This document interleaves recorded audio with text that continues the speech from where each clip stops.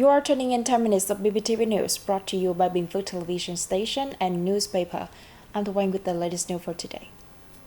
Binh Phuoc maintains bad debt ratio at under 1% in 2023. 6 of 11 districts and cities in Binh Phuoc to set off fireworks. Former National Assembly chairwoman honored with Japan's order. And later on, FDI firms power Vietnam's export.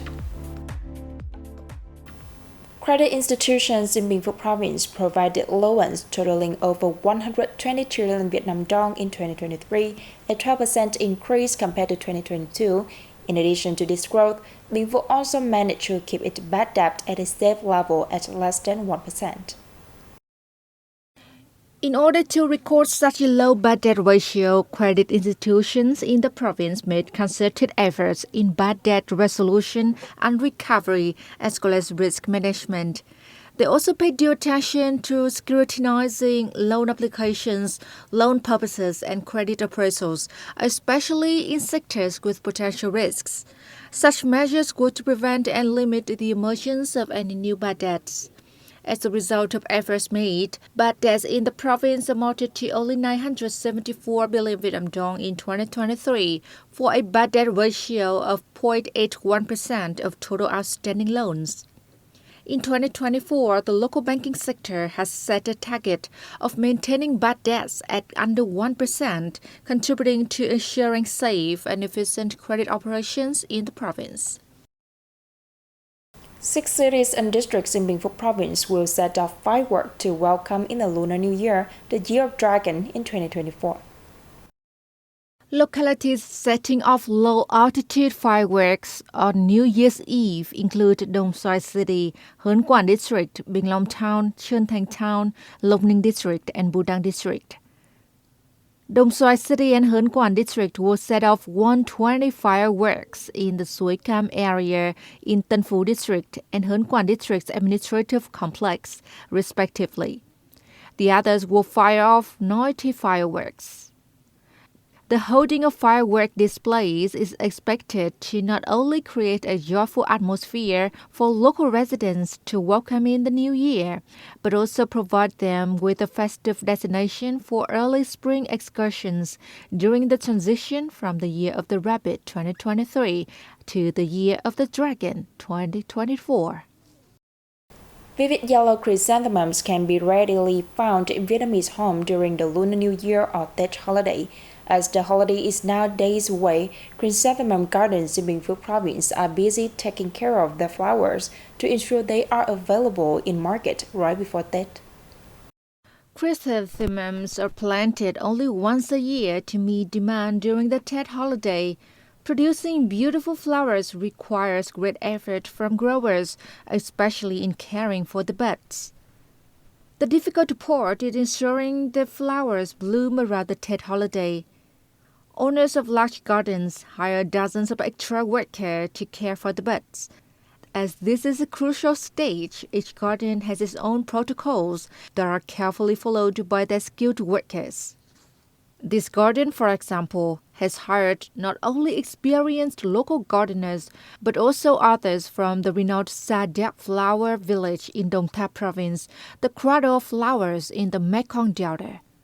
Cultivating and caring for chrysanthemums is a meticulous job that demands precision, skill, and a deep understanding of the flower. As spring arrives, flower growers in general and chrysanthemum growers in particular enter into a busy season, during which their flowers add a vibrant touch and delightful fragrance.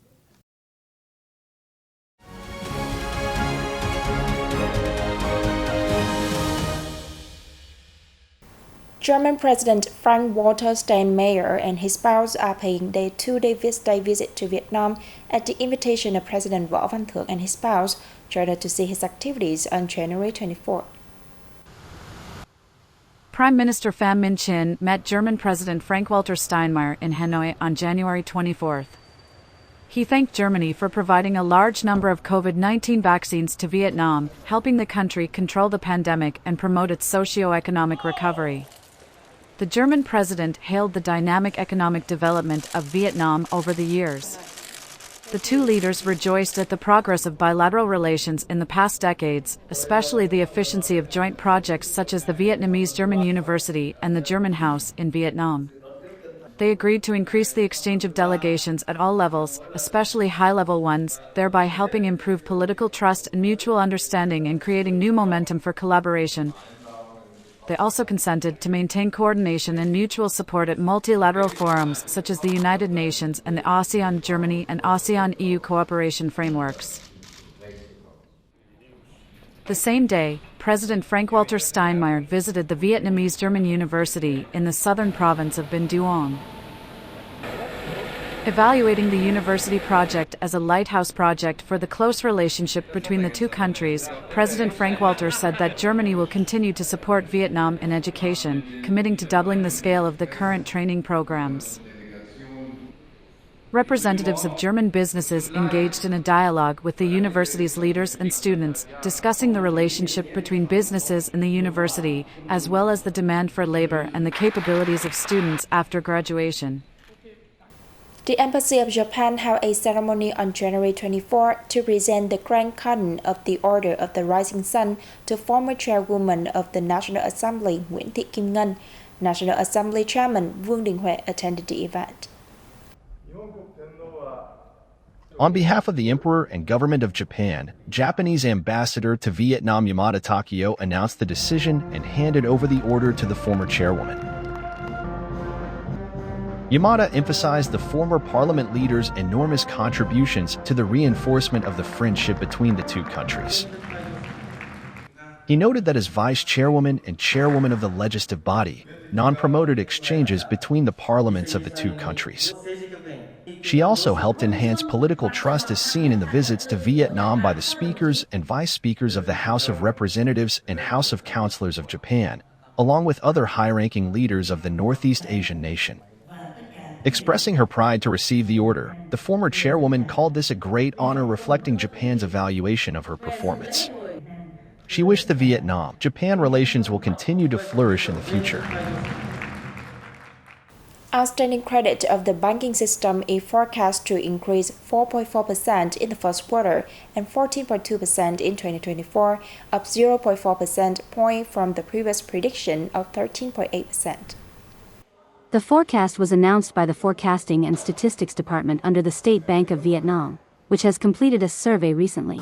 According to the department, capital mobilization is expected to rise 2.6% in the first quarter and 12.1% in the whole year, unchanged from the previously predicted figures. Meanwhile, the institutions believe the rate of non-performing loans among outstanding credit, which inched up in the fourth quarter of 2023, will fall slightly in the first quarter of this year. They forecast demand for banking services in the first quarter will improve at a slower pace than in the fourth quarter last year, but bounce back more strongly during 2024. Deposit and lending interest rates are forecast to continue declining slightly, by an average of 0.3 to 0.4 percentage point in the first quarter and 0.2 percentage point in 2024. Foreign firms contributed nearly $260 billion, or over 73% out of Vietnam's total export revenue in 2023, statistics show. Foreign firms have played a crucial role in the national economy, as reflected through its export turnover, job generation, and the formation of supply chains in key industries like electronics, machinery, garment textile and footwear. Notably, 2023 marked the 8th consecutive year Vietnam had run a trade surplus, reaching a record high of $28 billion. The FDI sector contributed a whopping 90% in major areas such as phones, computers, machinery, and garments textiles. Vietnam has been named among the top 20 economies with the largest trade scale globally, significantly contributed by the FDI sector. The large FDI influx has created a foundation to advance the country on the global trade map. Last year, with more than $275 billion, the sector's export earnings equated to nearly 75% of the country's accumulative export revenue. And that is the end of our bulletin today. To rewatch this news, you can download the BPTV Go or visit our website and YouTube channel. Now, thanks for staying with us and see you next time.